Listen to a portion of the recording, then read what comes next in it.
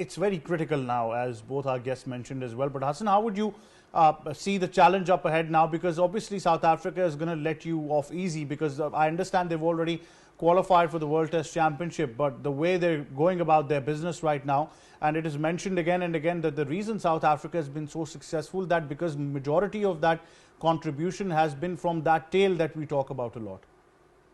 Ahmed, I think it's very fitting that Pakistan ended its 2024 in terms of cricket the way that we did. Because for me, 2024 has been the year of throwing away certain victories for Pakistan.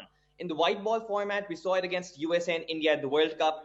In the red ball format, under Shan Masood's captaincy, we saw it in the two tests against Bangladesh.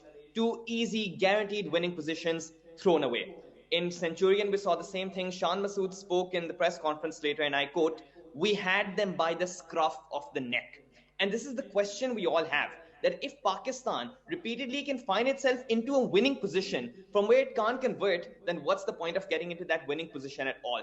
The silver lining for them is that Cape Town is a track where South Africa have not had the greatest success. They've only played one test match there in the past 2 years, which they lost to India. In fact, it was the record-breaking tests where 23 wickets fell in a single day as India won the game in only 2 days. So that's a positive sign for me, because looking at the way Abbas bowled in the final innings, the way Khurram Shahzad bowled in the first innings in particular, getting the ball to nip around at Centurion, I think that's something Pakistan can take advantage of.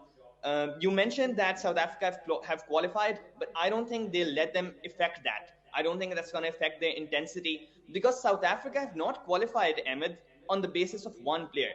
Do you know that South Africa doesn't have a single batsman in the top 35 of the ICC rankings? Do you know they don't have a single bowler in the top 12 wicket takers of the World Test Championship? And yet still, they're the first team to qualify. And that's because they've been gelling together as a team unit. They've been getting contributions from the tail, from the top order, from the middle order, the spinners, the pacers. Everybody has been contributing. And that's what is in store for Pakistan. So it's going to be a tough challenge, but the Cape Town wicket is something that could play to Pakistan's advantage. Well, certainly, but Hasan, how would you analyze now Pakistan's tactical approach? Because we're, of course, in a moment going to be talking about the captaincy in a while as well. But before that, when we talk about Pakistan's ability in Test cricket, I understand that we've got a very less share of Test cricket. But, Mohammad Abbas coming back has surely made a difference. The question still remains, how we've been able to keep him out for 3 years. But then again, at the same time, you need that attack to contribute more. And we always talk about the fact that it's the bowlers who have been saving you for quite some time now in Pakistan cricket.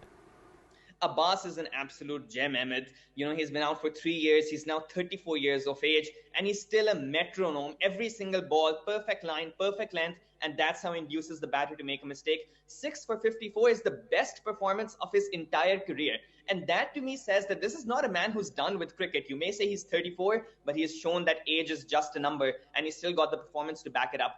On the tactical side, I must confess that I was a little bit surprised we didn't have a spinner. Of course, we didn't pick Sajid Khan for the series, citing the fact that South Africa doesn't have spinning wickets. We didn't pick Numan Ali either. Okay, that is still justifiable. But I still think that Shan Masood needs to utilize Salman Ali Agha, even Saim Ayub occasionally, and he needs to have more fielders around the bat, as you said at the start. When you let tail-enders get away twice, I know everyone's going to talk about the fourth innings. You had them 99 for 8. But for me, what was even more worrying was that at Centurion in the first innings, South Africa were 213 for 8. There, if Pakistan capitalized on that opportunity, if they got them out for 220, they would have set them a target of 250, 260, and they would have won the game pretty easily. So that is for me the bigger concern. Yes, you let them get away twice in the second innings and in the first innings. And from a tactical approach, you're not having fielders around the bat. You're not recycling your bowlers. You're not utilizing bouncers to throw off the tail-enders.